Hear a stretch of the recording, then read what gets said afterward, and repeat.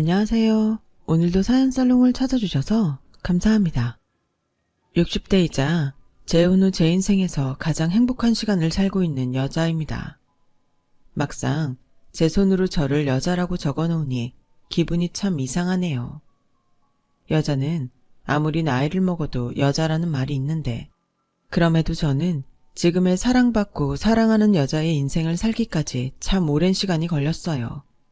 그전까지는 그저 저를 부르는 호칭은 엄마 혹은 아줌마가 다였고 언제나 돈 걱정과 자식 걱정으로 발을 동동거리며 살았기에 저 스스로 저를 가꾸는 일은 상상하지 못했거든요.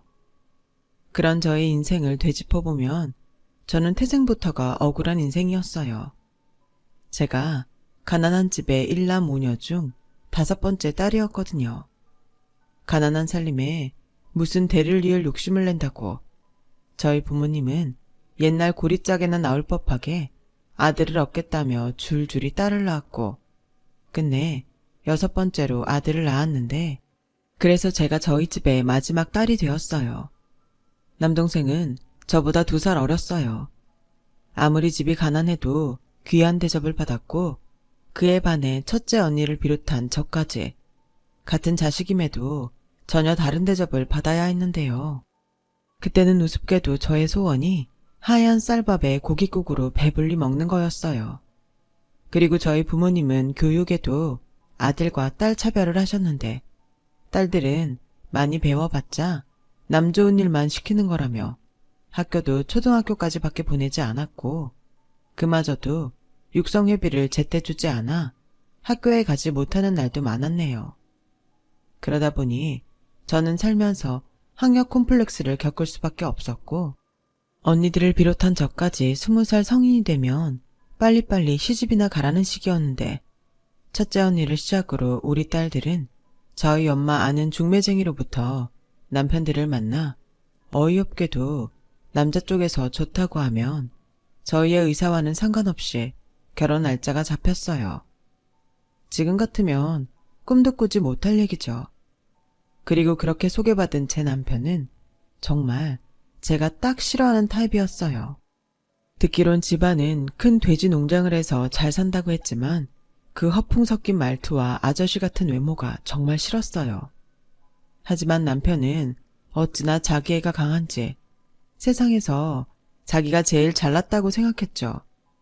시종일관 겉멋이 잔뜩 든 허풍을 떨면서 거짓말을 늘어놓는데 저는 그날 저녁 집에 돌아가 남자가 허풍이 심해서 싫다고 울면서 얘기했는데 저희 아버지는 우는 저에게 이렇게 말씀하셨죠. 남자가 허풍도 있어야지. 사내 자식이 소심하면 돼. 오히려 1000배 만배는 좋은 거야. 그러니 잔말 말고 그쪽에서 좋다고 하면 싸게 시집이나 가. 그래도 영자 너는 딸 중에 막내라고 네 엄마가 엄청 신경 쓴 거 알지? 너 그 집에 시집가면 사모님 소리 들으면서 네 소원대로 하루 세끼 하얀 쌀밥에 고깃국 먹을 수 있다니까.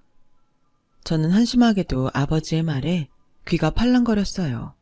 어차피 이래 사나 저래 사나 먼저 시집간 언니들을 보니 다른 남자를 만나도 제 인생이 크게 달라질 것 같지 않았고 아버지의 말처럼 남편은 좀 그저 그래도 편하게 호의호식하면서 살 수 있다면 이 지긋지긋한 집에서 벗어날 수 있으니 그건 그거대로 나쁘지 않은 것 같았어요. 그리고 이윽고 남편은 제가 마음에 든다고 저희 집에 상견례 날짜를 잡자고 연락을 해왔고 저는 그렇게 남편을 만난 지 3개월 만에 시집을 가게 되었는데요. 제가 결혼 후 살 곳은 저 멀리 경상도에 있는 어느 시골 동네였어요. 시댁이 그곳에서 농장을 하고 있었거든요. 농장은 듣던 대로 규모가 엄청났지만 그곳의 삶은 아버지가 말씀하셨던 대로 호의호식하는 삶은 아니었어요. 시어머니는 엄청 깐깐한 사람이었고 마치 저를 돈 주고 데리고 온 식모 취급을 하셨는데 그나마 결혼 초에는 남편이 저를 마음에 들어해 챙겨주었기에 타지의 생활을 버틸 수 있었어요. 환경 탓인지 그래도 제가 믿을 사람은 남편밖에 없더라고요. 하지만 그것도 잠시. 결혼한 지 6개월 만에 저는 임신을 했는데 제가 임신을 하자 남편은 밖으로 돌기 시작했고 급기야 술집을 다니면서 대놓고 외도까지 저질렀는데요. 아무리 절절히 사랑한 남편은 아니라 해도 그 배신감은 이루 말할 수 없었어요. 그런데요, 남편의 외도만큼이나 제가 더 비참했던 게 뭐였는지 아세요? 그건 바로 남편의 외도를 알면서도 큰 문제가 아니라는 듯 말하는 시어머니의 태도였어요. 남자가 살다 보면 한눈도 팔고 그러는 거지. 그런 걸로 시끄럽게 굴지 마라. 원래 남자들이 자기 마누라 임신하면 밖에서 풀고 그러는 거야. 너는 그냥 알아도 모르는 척 해라. 그게 여자의 미덕이야. 웃기죠? 무슨 그런 게 미덕이라고 며느리한테 떠드는지. 저는 아마도 그때부터 남편에 대한 마음을 완전히 접게 된 것 같아요. 하나를 보면 열을 한다고 그런 남편에겐 어떤 희망도 없다고 생각했거든요. 그래서 기회가 되면 몰래 돈을 모아 아이를 데리고 이혼하겠다는 마음을 품고 그렇게 살았는데 막상 제가 아들을 낳으니 시어머니는 손이 귀한 집에 아들을 낳아줬다며 마치 저의 아들을 자기의 아들처럼 끼고 사셨고 모르는 사람들은 시어머니가 아이를 전담하다시피 하니 저에게 편하겠다고 모르는 소리를 했는데요. 정작 저는 아들을 뺏긴 기분이었어요.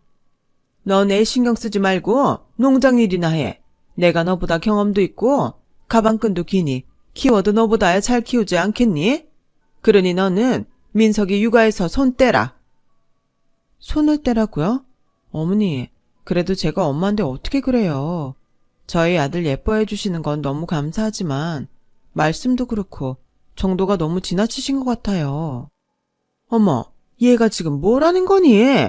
네가 우리 민석이 낳아줬다고 뭐라도 되는 것 같아? 넌 그냥 우리 민석이 낳아준 씨바지 같은 거야. 어디 무식한 게 애를 키우겠다고 설쳐? 넌 그냥 시키는 일이나 해. 알겠어?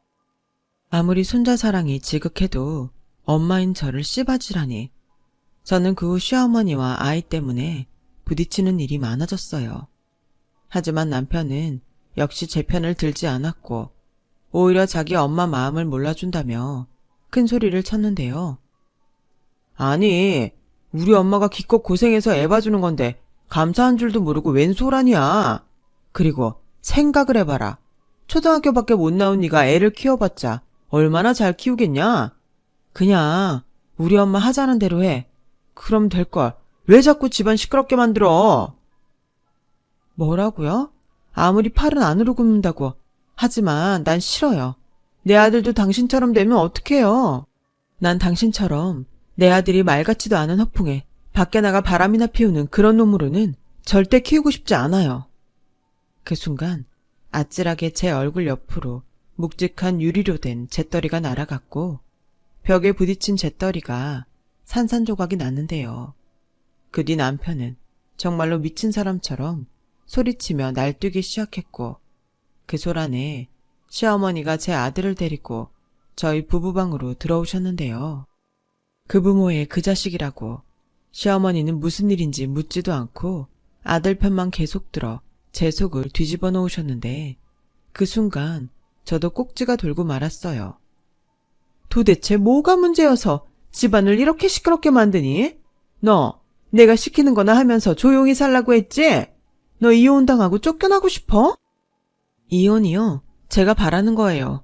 근데 제 아들은 제가 데리고 갈 거예요. 누구 맘대로. 그리고 네가 이혼한다고 하면 니네 집에서 퍽이나 좋아하겠다. 아, 내가 말 안 했지? 우리 집에서 니네 친정에 다달이 돈 보내고 있는 거. 너 말이 좋아 시집 온 거지? 우리 집에 팔려온 거야. 뭘 알지도 못하면서?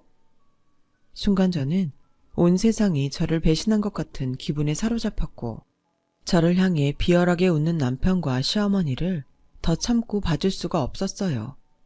그래서 성난 황소처럼 시어머니를 그대로 들이박았고 시어머니의 손에서 제 아들을 빼앗다시피 해 무작정 그 집을 나왔어요. 하지만 동네가 워낙 좁고 갈 곳이 없었던 저는 그 저녁에 발길이 꽁꽁 묶이고 말았는데요. 그 순간 농장이 바쁠 때 가끔 와서 일을 하시는 할머니가 생각나. 마치 피난이라도 가는 사람처럼 할머니에게 도움을 청했어요. 그러자 할머니는 그간의 제 사정을 알았기에 저에게 아랫목까지 내어주며 이렇게 말씀하셨는데요. 네, 그 집 사람들 참 오래 봤는데 애기 엄마 잘했어. 그 집 사람들 절대 안 변해. 그 욕심 많고 자기들밖에 모르는 거 이 동네 사람들 중에 모르는 사람 있는 줄 알아? 다들 농장에서 불러주면 돈 받을 생각에 쉬쉬할 뿐이지. 우리들끼리는 애기 엄마 불쌍하다는 말을 몇 번이나 했는지 몰라. 그러니 어지간하면 돌아가지 말고 친정이라도 가. 아무리 여자가 시집가면 출가 외인이라고 하지만 딸 자식이랑 손준데 내치기에 하겠어? 저희 친정도 마찬가지예요. 시집올 땐 몰랐는데 저희 시어머니가 매달 저희 친정에 돈을 보내고 있더라고요. 제가 만약 이대로 친정으로 가면 그 사람들은 돈 못 받을까봐 다시 저를 여기로 보낼 거예요. 어머 세상에, 무슨 부모가 그렇게 숭악스러워? 자식을 돈 몇 푼에 팔아? 제 말에 할머니는 말을 더 잇지 못하고 깊은 한숨만 쉬셨고 한참 뒤 무슨 결심이라도 한 듯 당신의 장롱 속에서 아마도 당신의 쌈짓돈 같은데 그 귀한 것을 저에게 내어주셨어요. 그러면서 애기 엄마 이거 얼마 안 돼. 하지만 이 돈으로 다른 곳에 가서 그 애랑 둘이 살아. 어디에 가서 살든 여기랑 그 친정보다야 낫지 않겠어? 라고 말씀하시는데 저는 염치가 없는 거라는 걸 알면서도 그 돈을 받고 싶었어요. 그 돈이 저에겐 유일한 동아줄 같았거든요. 그래서 저는 꼭 갚겠다는 말을 하고 그 돈을 받았고 다음 날 남편과 시어머니가 눈치챌까 몰래 터미널로 가서 서울행 고속버스 표를 샀는데요. 그렇게 저는 지옥을 빠져나올 수 있었는데 그런 생각도 잠시, 여자 혼자 아이를 키우며 삭막한 서울살이를 한다는 건 역시 저에겐 또 다른 지옥이었어요. 아이가 어려서 어디 떼놓지도 못했고 그런 저에게 일자리를 주는 곳은 더더욱이 없었거든요. 게다가 할머니가 주신 돈으로는 월세방도 얻을 수 없었기에 여인숙 달방을 전전하며 살았는데 그때는 지금보다 방음이 워낙 안 됐기에 아이가 우는 날이면 쫓겨나기 일쑤였어요. 그렇게 힘든 3개월을 보냈고 도저히 서울에서는 살 수가 없을 것 같아 어떻게 해야 하나 막막하기만 했는데 죽으라는 법은 없다는 말이 맞는지 그때 당시 같은 여인숙 달방에 묵던 한 여자가 아이를 데리고 할 수 있는 일자리가 있다며 어떤 집의 주소와 연락처를 적어줬는데 아마 그때 그 도움이 없었다면 끝내 저는 서울살이를 포기했을지도 몰라요. 여기 가면 숙식이란 일자리는 해결할 수 있을 거예요. 거기 사모님이 굉장히 인품이 좋으시거든요. 사실은 내가 가려고 했던 곳인데 애기 엄마가 가요. 정말요? 근데 그렇게 좋은 일자리를 저한테 주는 거예요? 왜요? 저는 고향으로 돌아가기로 했거든요. 저희 집이 강원도 산골인데 부모님이 산에서 약초를 캐다 다치셨다고 해서요. 자식이라고는 저 하나라 제가 가서 돌봐드려야죠. 아, 그래요. 저는 너무 감사한 일인데 부모님이 많이 안 다치신 거면 좋겠어요. 그리고 정말 고맙습니다. 이 은혜 평생 잊지 않을게요. 어려운 사람끼리 도와야죠. 애기 잘 키우세요. 저는 그날 그 여자가 저에겐 예수님이고 부처님 같았어요.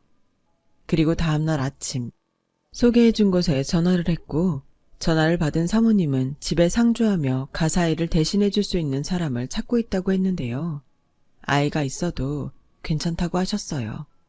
그래서 그날 바로 신이 나서 그 집으로 갔고 꽤 큰 2층짜리 주택에 딱 봐도 행복해 보이는 가족들이 있었는데 모두 저와 제 아들을 반갑게 맞이해줬어요. 어머, 정말 애기네? 몇 개월이에요? 이런 작은 애를 데리고 그동안 고생 많았겠네요. 네, 제가 사정이 좀 있어서. 말하고 싶지 않으면 안 해도 돼요. 그리고 주방 옆에 조그만 방이 하나 있는데 그 방 쓰면 되고 애기 먹을 건 냉장고에서 아무거나 다 써도 되니까 편하게 만들어 먹여요. 대신 우리 남편이랑 우리 딸들 잘 챙겨주고 내가 아파서 집안일을 잘하지 못하거든요. 부탁 좀 해요. 사모님은 안 그래도 얼굴빛이 창백해 보였는데 유방암을 앓고 계셨고 몇 번이나 재수술을 했는데도 재발이 돼서 안타까운 상황이었어요. 하지만 사장님도 딸들도 모두 희망을 잃지 않고 가족끼리 사이가 좋았는데 이런 집도 있구나 라는 부러움이 생기더라고요. 그 후 저는 정말로 열심히 일했어요. 이곳이 아니면 누가 우리 모자를 받아주겠나 하는 마음과 이런 저를 기꺼이 받아준 사모님을 위해서 최선을 다해 일을 했는데요. 그래도 희망이 있었는지 사모님의 병세는 많이 호전되었죠. 그리고 저는 그곳에서 무려 15년 동안 일을 했고 사모님의 도움으로 그 빌어먹을 남편과도 무사히 이혼할 수 있었는데요. 제 아들을 포기할 수 없다고 버티는 시어머니에게 그간 저에게 부당한 노동과 대우를 했다는 점을 문제 삼아 위자료 청구까지 하겠다고 세게 나갔고 남편과 시어머니는 아이를 포기하는 대신 위자료와 양육비는 제가 시댁에 있는 동안 저희 친정에 보내준 돈으로 대신한다고 했어요. 물론 억울한 부분이 없지 않았지만 앞으로 평생 저들과 아이 문제로 엮일 일이 없다고 생각하니 그것만으로도 좋았던 저는 무사히 이혼한 것에 의미를 뒀고 시간이 많이 지났지만 기꺼이 쌈짓돈을 꺼내주신 할머니에게도 돈을 갚을 수 있었는데요. 안타깝게도 할머니는 이미 돌아가셔서 이제는 그 집에 돌아와 살고 있다는 큰 아드님께 이자와 그 돈을 대신 드렸어요. 그것으로 저는 마음이 홀가분해졌는데 사모님은 다 큰 아들이 혼자 쓸 방이 있어야 하지 않냐며 아들 방까지 하나 더 내어주셨고 이렇게나 많은 도움을 주셨는데 제 아들까지 신경 써주시는 사모님의 마음에 저는 너무 고마워서 시켜만 준다면 평생 여기서 일하고 싶다고 말했어요. 하지만 이런 어미 속도 모르고 사춘기에 접어든 아들은 제가 남의 집 가사일을 하는 것도 싫고 주인 집에 얹혀 사는 신세도 싫다며 무조건 나가서 살자고 떼를 썼는데요. 이미 그때까지도 감사한 마음에 사모님의 약이며 병간호까지 맡아서 했던 저는 가운데에서 여간 곤란한 게 아니었어요. 아씨, 애들이 나 여기 얹혀 사는 거 알았어. 이제 어떡할 거야? 왜 이사를 안 가는 건데? 그렇게 오래 일했는데도 돈이 없어? 우리 거지야? 너는 무슨 말을 그렇게 해? 이제 어떡할 거냐고. 나 쪽팔려서 학교 안 가. 아들은 그렇게 저를 창피해했어요. 그래서 고민 끝에 어쩔 수 없이 사모님께 사정 이야기를 하고 같은 동네에 방 2개 딸린 허름한 월세방에 이사를 갔어요. 그 후 아들은 자기는 꼭 성공해서 잘 살 거라며 공부에 열을 올리기 시작했어요. 그리고 중3이 되고부터는 학원이나 과외도 없이 전교 1등까지 했는데 식모 아들이 독해서 사교육도 없이 공부를 잘한다며 뒤에서 수군거리더군요. 하지만 아들은 그런 거는 아무 상관없는 듯 했어요. 그리고 자기는 무조건 법대에 들어가 돈 많이 버는 변호사가 될 거라고 하더군요. 소문대로 제 아들이 독하긴 했는지 난다긴다 하는 고등학교에 다니면서도 내내 상위권 성적을 유지했어요. 살가운 아들은 아니었지만 그 덕에 저는 남의 집 일을 하는 처지였지만 체면이 살았었죠. 혹여 아들이 장학금을 받지 못하면 그때는 제 도움이 필요할 테니 저는 저 나름대로 허리띠를 더욱 졸라매며 등록금을 모으기 시작했는데요. 그 즈음부터 사모님이 병세가 심상치 않았어요. 그리고 암이 다른 곳으로 퍼졌다는 말을 듣게 됐는데 그렇게 사이가 좋았던 가족들도 이제는 지쳤다며 하나 둘 사모님 곁을 떠나더군요. 그렇게 평생 아내밖에 모를 것처럼 하던 사장님도 사모님이 병원에 입원하고부터는 완전히 다른 사람이 되어서 병원도 찾지 않았는데 제가 병원에 한번 가보셔야 하는 거 아니냐고 말을 하면 꼭 이렇게 말했어요. 아주머니, 저도 마음이 아파서 못 가는 거예요. 아주머니가 저 대신 우리 집사람한테 잘해주세요. 제가 돈을 벌어야 병원비도 내지 않겠습니까? 그냥 요즘 제가 많이 바쁘다고 그렇게만 말해주세요. 사람 마음이라는 게 이럴 때 보면 참 믿을 게 못 돼요. 그리고 제가 사장님에게 실망했던 가장 큰 이유는 아내가 아파서 병원에 있는데 자기는 젊은 여자들을 바꿔가며 집에 데리고 와서 외도를 저질렀다는 거였어요. 그리고는 사모님에게 비밀로 하라고 제 입단속까지 했는데 사모님에게 워낙에 받은 은혜가 깊다 보니 그게 정말 힘들었네요. 아픈 사모님에게 사장님의 외도 이야기를 한다는 것이 쉽지 않았고 그렇다고 사장님이 바라는 대로 알면서도 입 다물고 있자니 그건 사람으로서 못할 짓을 하는 것 같았어요. 이런 고민을 하고 있을 그 무렵 사모님은 결국 병을 이기지 못하고 눈을 감았습니다. 사장님은 기다렸다는 듯 장례를 치렀는데 그 순간은 영정사진 속 사모님과 제가 비참하게는 똑같다는 생각이 들더군요. 그 후 3개월도 지나지 않아 사장님은 젊은 여자와 재혼을 했어요. 그리고 저에게 계속 출퇴근을 하며 집안일을 해달라고 했는데 차마 그건 하고 싶지 않더라고요. 그래서 거절을 하고 돌아와 아들에게 말을 하니 아들은 돈만 받으면 그만이지 뭘 그렇게 따지냐며 저에게 핀잔을 주는 거 있죠. 그 순간 지도 남자라고 제 아빠나 사장님처럼 생각하나 소름까지 돋았는데 아마도 아들은 수능을 앞두고 돈 걱정을 했던 것 같아요.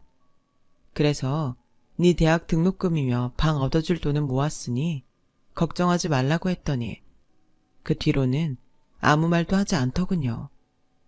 저는 그때까지 딸이 아닌 아들이라 저러는 줄 알았어요. 남의 집 아들들도 모두 무뚝뚝하고 자기 아쉬울 때만 엄마를 찾는다고 생각했죠. 그래도 저희 아들은 알아서 지 공부 잘하는 아이이니 이 정도는 괜찮다고 생각했어요.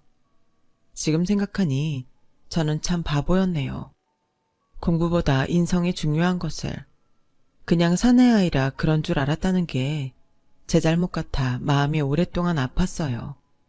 하지만 그때 아들을 잘 키우고 돈 걱정 없이 사는 것이 제 인생의 목표였기에 그런 건 보이지 않았고 아들은 열심히 공부한 끝에 와이대 법대에 합격했는데 저는 그게 아들이 저에게 해주는 효도라고 생각했어요.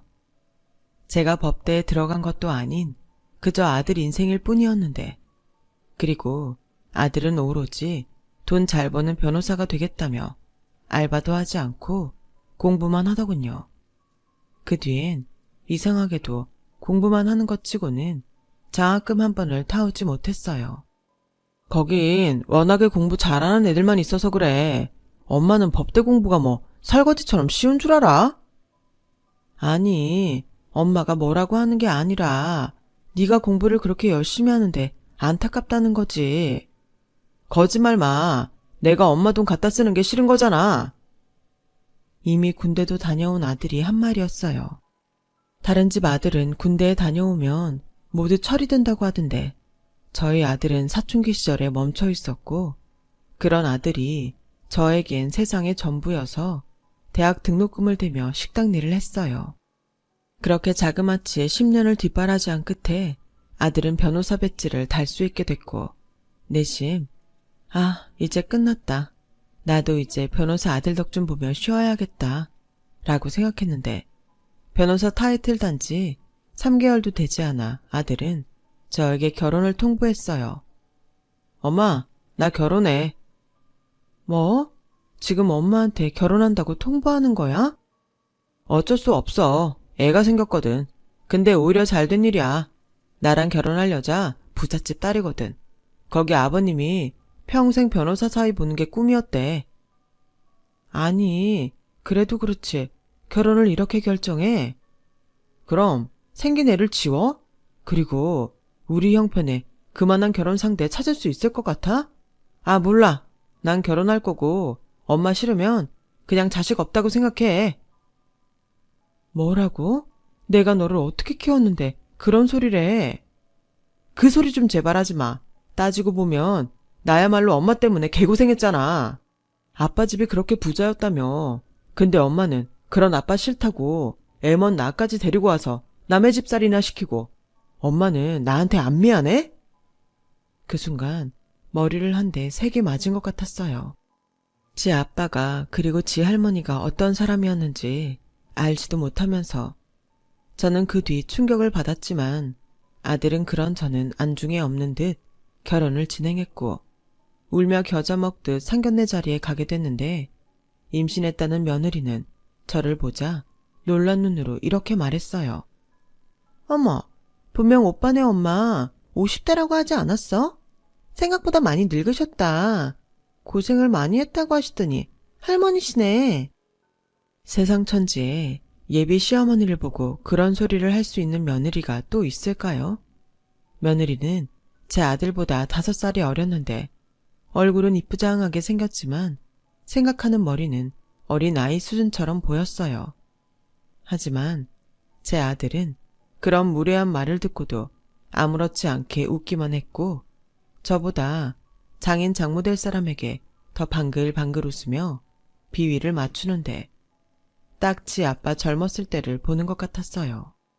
그렇게 키우지 않겠다고 큰 소리까지 쳤는데 저는 씁쓸한 마음에 입안도 까끌거렸고 음식도 먹는 둥 마는 둥 하며 상견례를 마쳤는데 사돈네가 부자는 부자인지 제 아들이 변호사니 아무것도 필요 없다며 모든 걸 자기네들이 알아서 한다고 했어요. 아들은 그 소리에 크게 웃으며 감사하다고 몇 번이고 고개를 조아렸어요. 그리고는 저에게 봤지? 나도 이제 든든한 처가가 생겼어. 이제 고생 끝, 행복 시작이야. 엄마도 좋지? 라고 말하는데 저는 이미 결정된 결혼에 초를 쳐서 뭐하나 싶어 그냥 웃어 넘겼어요. 그리고 아들의 결혼은 며느리의 배가 불러오기 전에 해야 한다는 사돈 내외의 뜻에 따라 정말 초스피드로 진행됐죠. 결혼식이 끝나자 아들은 사돈이 마련해준 20평대 아파트에서 신혼을 시작했는데 결혼한 아들은 어버이날에도 제 생일에도 바쁘다는 핑계로 저를 찾아오지 않았어요. 그저 용돈 10만원 보내주는 게 다였는데 며느리도 마찬가지였죠. 그 흔한 안부전화 한 통도 없었으니까요. 하지만 새끼가 뭔지 하루에도 너는 너, 나는 나 각자 살자 라는 생각을 하다가도 돈 많은 처가에서 무시나 당하는 건 아닌지 걱정이 됐고 게다가 손주 출산도 얼마 남지 않으니 마음이 쓰였어요. 그리고 이윽고 며느리가 결혼한 지 얼마 안 돼 딸을 낳았고 저는 미우나 고우나 할머니가 됐다는 기쁨에 그간의 서운함을 잊으려 했는데요. 손주 얼굴 볼 날만 기다리던 저에게 아들은 전화로 엄마, 애기는 면역력이 약하니까 애기는 나중에 보러 와. 어차피 우리 바로 산후조리원 들어갈 거야. 산후조리원은 보호자 말고는 못 들어오니까 내가 나중에 집에 가면 연락할게요. 라고 말했고 저는 서운한 마음에 아들에게 이럴 거면 평생 연락하지 말라고 처음으로 크게 화를 냈는데요. 제가 아무리 화를 냈어도 아들은 미안하다고 사과하지 않았어요. 저는 아들 내외에게 괘씸한 마음이 들어 정말로 연을 끊을 각오를 했는데 TV에서 애기들이 나오면 보지도 못한 소녀 생각에 마음이 뒤숭숭했고 급기야 저는 제가 먼저 숙이고 들어가려 전화를 했는데 아들이 뜻밖의 집으로 애기 얼굴 보러 오라고 했어요. 핏줄이 뭔지 그간 서운하고 화났던 마음도 있고 저는 반찬을 하나 가득해서 아들 집에 처음 방문하게 됐는데요. 아직도 그날의 충격을 잊을 수가 없네요. 제가 아들 집에 도착하자 초인종을 누르기도 민망하게 현관문이 활짝 열려 있었고 안에서는 며느리의 목소리가 쩌렁쩌렁하게 들려왔는데요. 제 이야기를 하고 있었어요. 뭐야? 왜 자기 마음대로 어머니를 여기 오라고 해? 거절도 한두 번이지. 그럼 우리 엄마는 언제까지 애기 얼굴도 못 보는 건데? 평생, 가능하면 평생 안 봤으면 좋겠어. 뭐? 야, 그래도 이건 너무 심하잖아. 심해? 자기 왜 나한테 어머니 식모살이 한 거 감췄어? 자기도 어머니 창피하니까 그런 거 아니야? 근데 남인 나는 오죽하겠어?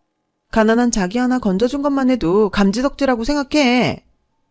순간 저는 두 손이 바들바들 떨렸어요. 그래서 가지고 온 반찬을 손에서 놓쳤고 그 소리가 복도에 울렸는데 그제야 아들이 나와서 저를 봤어요. 그리고 아들 얼굴을 본 순간 눈물이 울컥 나오더라고요. 엄마, 언제 왔어? 1층 문 열려 있었나? 그래도 전화라도 하지. 어? 엄마는 그냥 문이 열려 있어서. 근데 그냥 갈게. 엄마, 진짜 미안한데 내가 이런 말하면 나쁜 놈인 거 아는데. 엄마, 우리 당분간 보지 말자. 알잖아. 나 가진 거 하나 없이 변호사 타이틀 하나로 결혼한 거. 앞으로 사무실 개원이나 이것저것 처가에 도움받을 일투성인데 와이프 싫다는 일 안 하고 싶어. 엄마가 나 좀 이해해주면 안 될까? 나 엄마 아들이잖아. 아들이 잘 살기 바라는 게 엄마 마음 아니야?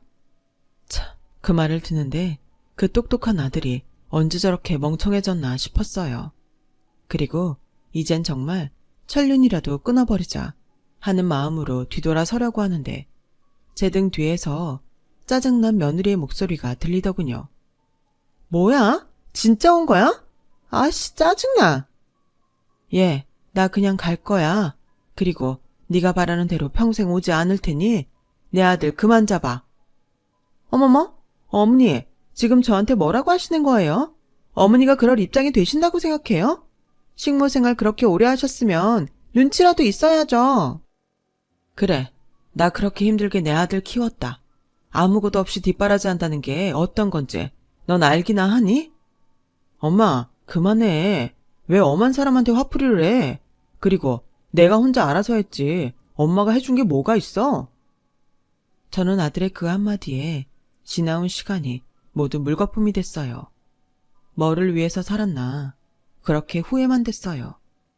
그 후 저는 정말로 그런 자식은 애초부터 없었다는 듯 살았고 무슨 운명의 장난인지 다 늙어서 저 좋다는 사람을 만나게 됐는데 하도 이 사람 저 사람에게 대이다 보니 제 평생의 남편이 될 인연인 줄도 모르고 거절만 수십 번을 했어요. 하지만 고맙게도 이 남자는 한결같이 저를 기다렸고 만날 때마다 누구처럼 화풍도 없고 말과 행동이 신중하고 검소한 게 시간이 지나면 지날수록 이 사람의 진가가 보이는 것 같았어요.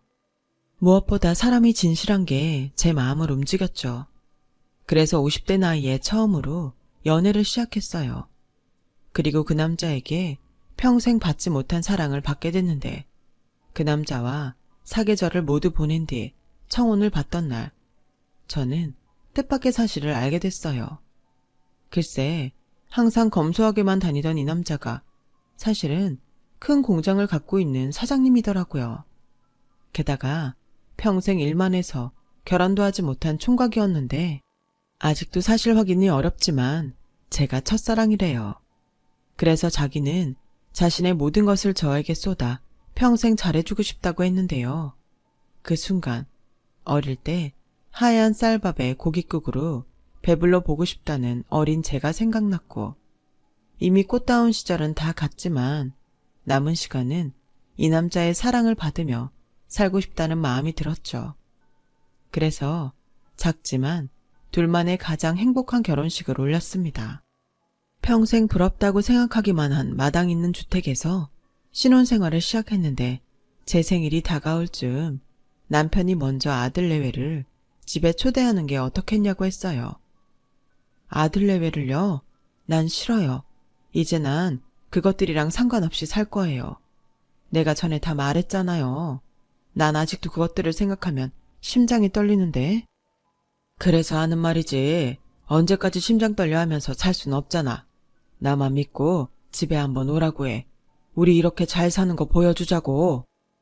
저는 남편의 말에 그래, 나도 이렇게 잘 산다는 거 그것들에게 보여주자 라고 생각했고 참 오랜만에 아들에게 전화를 했는데요. 아들은 역시나 제 전화를 반가워하지 않았어요. 하지만 제가 재혼을 했고 남편이 시키는 대로 새아버지가 니네 장인처럼 부자라고 말을 하니 아들은 손녀와 며느리를 데리고 집에 오겠다고 먼저 말을 했고 주소를 알려달라고 했는데요. 그 주 아들내외는 뭐가 급했는지 저희 신혼집을 찾아왔어요. 그리고는 어안이 벙벙해서 마당이며 집안 곳곳을 살폈는데 며느리가 저에게 전에 없던 눈웃음을 치며 이렇게 말하더군요. 어머니, 안 그런 줄 알았는데 재주가 좋으시네요. 이 집은 자가인 거죠? 저분이 새아버님? 안녕하세요. 듣던 대로 사장님 얼굴이시네요. 허, 그런 얼굴도 있나요? 저희 아빠도 사장님이시거든요. 다른 사람들은 몰라도 저는 알아요. 여유 있는 얼굴이랄까? 칭찬으로 들을게요. 네, 칭찬 맞아요. 이제야 양가가 급이 좀 맞는 것 같네요. 안 그래, 여보? 여보는 좋겠네. 부자인 새아버지가 생겨서. 그렇지. 그래도 어머님이 좀 오버하신 것 같아요. 저희 아빠처럼 부자라니. 저희 집 진짜 돈 많아요. 그러니? 그래서 네가 한결같이 위아래를 모르는구나. 결국 그 돈이 너한테는 독이 된 것 같은데? 뭐라고요? 지금 팔자 좀 고쳤다고 큰 소리 치는 거예요? 정말 웃기지도 않아.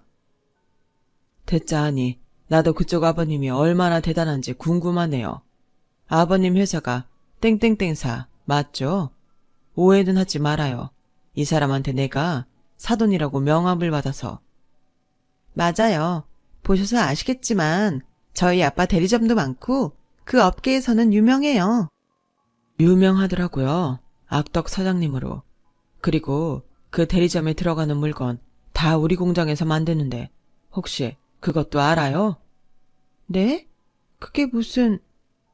대리점이라는 게 물건 만들 수 있는 공장 없으면 망하는 거 한순간인데 게다가 그쪽 아버지 그쪽이 아는 것처럼 자금 사정도 좋지 않아서 얼마 전에 나한테까지 와서 무릎 꿇고 물건 만들어 달라고 빌고 갔어요. 난 사돈인지도 모르고 돌려보냈는데 내가 그 명함 받고 얼마나 놀랐는지 몰라요. 난 성품이 별로인 사장님하고 일을 안 해서. 며느리는 제 남편의 말에 꿀먹은 벙어리가 됐어요. 그리고 아들은 미묘하게 입꼬리를 올리며 웃는 것 같았는데 언제부터 그렇게 살가운 아들이었다고 음식이 맛있네, 엄마가 보고 싶었네 라며 마음에도 없는 소리를 했는데요. 이번에도 남편이 그런 아들을 먼저 꾸짖었어요. 돈 있으면 부모고 돈이 없으면 짐인가? 똑똑히 듣게 자네가 먼저 자네 엄마에게 보지 말자고 했나? 이 순간부터 난 내 아내를 자네한테 평생 안 보여줄 작정이네. 네? 아니 그래도 저와 엄마는 천륜인데요. 그런 천륜을 자네가 먼저 끊자고 했던 거 아닌가? 아니 그럼 도대체 여길 왜 오라고 한 거예요? 뭐 자랑이라도 하시려고요? 맞네. 내가 자네들 불러다 자랑 한번 하자고 했네. 내가 이런 말 하는 거 별로 좋아하는 스타일은 아닌데 돈이라면 나도 차고 넘치네. 나는 앞으로 자네 어머니랑 평생 행복하게 살 거야. 자네 아니어도 내가 행복하게 해줄 걸세. 그러니 자네 엄마 생각은 하지 말고 자네나 잘 살아. 그 처가가 언제까지 자네 뒤를 밀어줄 수 있을지는 모르겠지만 내 새아버지로서 조언 하나만 하자면 자네 처가한테 너무 기대지 말고 여기저기 빚이 많은 양반이라 빚 좋은 게 살고 알지? 아들은 그 순간 얼굴이 일그러졌어요.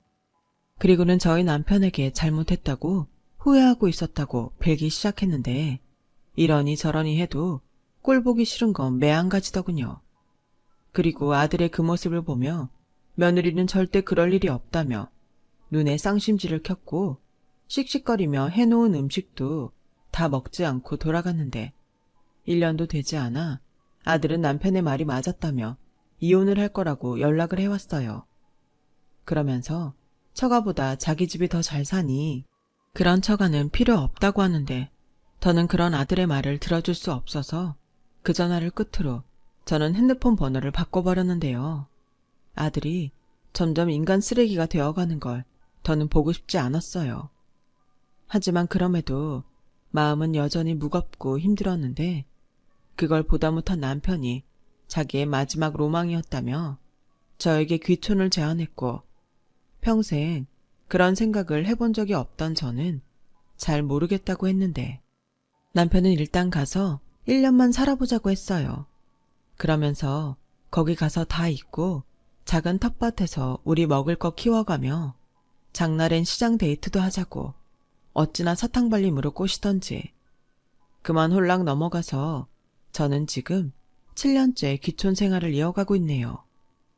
모르는 사람들은 귀촌을 하면 유유자적하게 한가로울 거라고 생각하지만 실제로 시골 생활은 할 일도 많고 바쁘게 하루가 돌아가요. 근데 이게 묘하게 중독인 게 안 하면 안 할 수도 있는데 안 할 수가 없다는 겁니다. 그러면서 저절로 깨달았어요. 인생이 너무 짧다는 것을요. 저는 이미 인생의 절반을 엉뚱한 곳에 모두 써버렸는데 남은 인생까지 그렇게 살고 싶지 않다는 생각을 하게 됐죠. 그래서 남은 시간은 열심히 산 만큼 제가 부릴 수 있는 사치를 하며 살기로 마음먹었어요. 돈을 쓰는 그런 사치가 아니라 돈으로 살 수 없는 그런 사치를 하면서요. 그렇게 생각하니 아들이 그렇게 큰 것도 이젠 제 잘못만은 아닌 것 같고 또 그런 아들을 위해 평생 노력하며 산 제 인생도 다 헛산 건 아닌 것 같은 기분이 드는 게 저는 이제야 비로소 진정한 제 인생을 사는 것 같아요.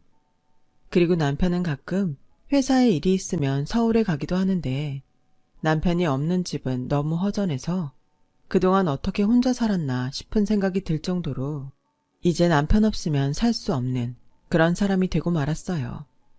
누군가는 그렇게 생각할 수도 있겠죠. 남편이 부자라 행복한 거라고요.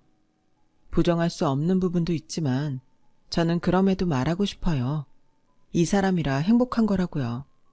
저는 그래서 남편이 있는 지금이 너무 감사합니다. 죽기 전 바라는 소망이 있다면 언젠가 저희 못난 아들도 세상의 이치를 깨닫고 자기 잘못을 반성하는 날이 왔으면 좋겠어요. 평생 보지 않아도 상관없는데 그래도 아들이 자기 인생을 더 이상은 망치지 않았으면 좋겠어요. 지금까지 저의 이야기 들어주셔서 정말 감사합니다. 여러분의 매일이 가치 있는 날들이 되길 진심으로 바랄게요.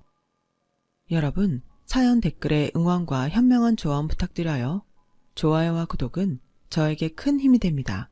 오늘도 좋은 일 가득하세요.